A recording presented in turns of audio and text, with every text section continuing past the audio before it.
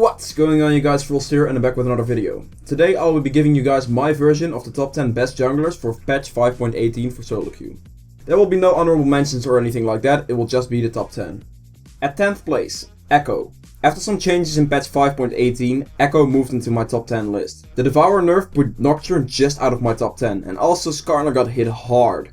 And this dropped him quite far back. Echo has a great ganks because of his W, if you can predict the skill effectively. Also, he has insane burst with the passive and the ultimate mainly, and this can catch a lot of people off guard. Personally, I prefer going AP Echo instead of tank these days because they gave a great amount of AP scaling to him. And the Runeglaive is really strong, so making use of this is great. The main downside about Echo is that he has a really rough time in his early clear, but these days with the double jungle tactic you can easily get around this. Then, coming in at 9th place, Shyvana. She moved down from 9th place to 7th place in this new patch. The main reason for this is she lost a bit of her early game power due to the slight nerf on Devourer. She still scales insanely well and will be able to pretty much destroy anyone on the enemy team once you get your State of Devourer. But before that, it gets slightly weaker, and with the buffs to the warrior jungle item, I moved her down to 9th place. Then, coming in at 8th place, Elise. Elise is a very strong early game jungler, and with the warrior item buff, it made him slightly stronger. Also, Elise scales very nicely into the later game if you have experience with him. I mostly go for the build you can see on screen right now because I feel really at home at a more damage heavy Elise. With this build, you'll pretty much be able to one-shot anyone squishy on the enemy team. And after the buff to his ultimate that increases the damage of the kick to the targets that get knocked up, you're able to get that clutch 4-man ult to completely destroy the enemy team.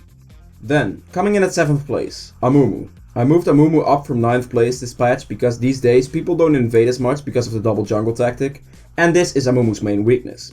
He still has great teamfighting and insane clear speed, and once he gets his Runeglaive he doesn't lose any mana in the jungle either. Then, coming in at 6th place, Natalie. Natalie remains at the same rank as last patch. Nothing has really changed for her. Once she gets going, she can still pretty much dominate any game. Her invading was made weaker though because people double jungle so much these days, and it makes it so the enemy is a lot higher level and has more health, so they have a bigger chance to fight back. But overall I think a 6th place is very much deserved for Natalie.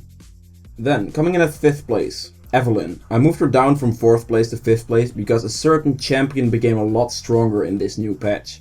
Even though she can still easily be 4th place and trade the spot with the next champion, all this aside, Evelynn still remains a very good solo queue pick because of her invisibility, and this makes ganking really easy. The main downside is the early jungle clear because she takes a lot of damage, but then again this can be fixed by just double jungling with your top laner. Then, coming in at 4th place, Elise. The nerf that happened to her spiderlings in this patch actually hurt Elise quite a bit, because this was a lot of her damage, especially after they already nerfed the Q in the last patch. But she still has that stun and her great ganks, so she's still really strong. And a few items will mean she will still deal a lot of damage. Then, coming in at 3rd place, Rengar.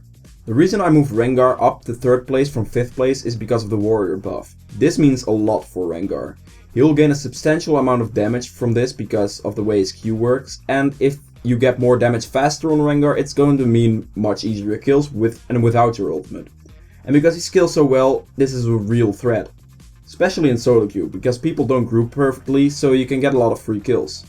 Then, coming in at 2nd place, Rek'sai. I moved her down from 1st place to 2nd place. The reason for this is not because she got worse, she's still amazing. Her ganks are great, she still has great clear speed and great sustain.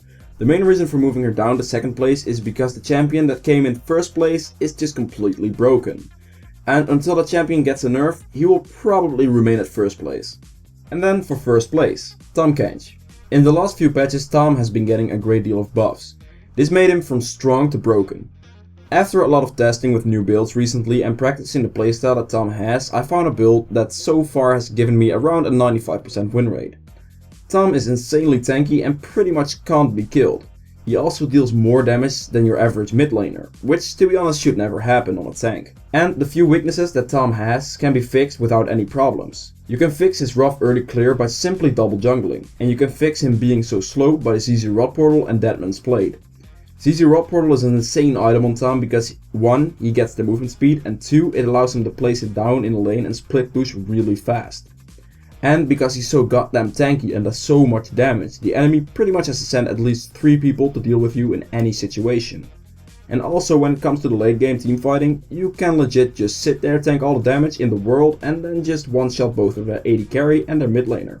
which is of course very, very balanced. Thank you guys so much for watching. If you've enjoyed it, please hit that like button right below this video. If you want to see more content from me, click that subscribe button and I will see you guys next time. Bye!